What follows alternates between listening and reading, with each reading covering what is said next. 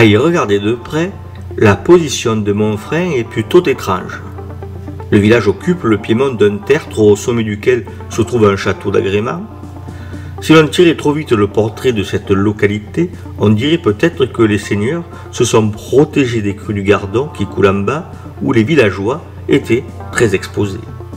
L'historien ne peut toutefois pas se satisfaire de cette focale trop grossière. Il doit affiner, nuancer et surtout prendre en compte le temps et donc le changement des situations au fil de l'eau.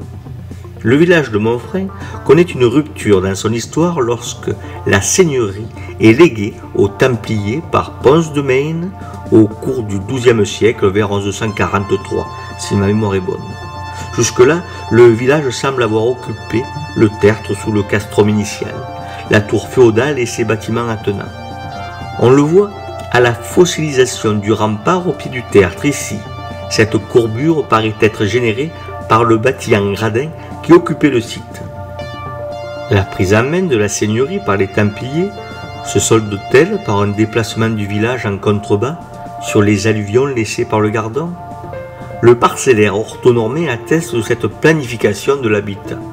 On attribua ainsi des parcelles à ceux qui en possédaient sur la colline, et peut-être a-t-on accueilli là de nombreux immigrants, peut-être de ces juifs fuyant la réforme almohade qui gagnait tout le Maghreb et la l'Andalous.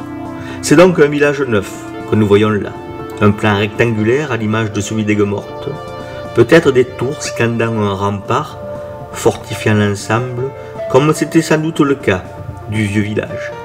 Il est difficile de dire si ce sont les Templiers ou leurs successeurs qui opérèrent cette translation de l'habitat qui pourrait être contemporaine de la grande phase de fortification dont nous parlons souvent dans les microdocs, qui touche tout le Languedoc et le comtat venessin au XIVe siècle entre autres. Rien n'est certain, sinon qu'une fois encore, nous observons le déplacement d'un village dans son intégralité.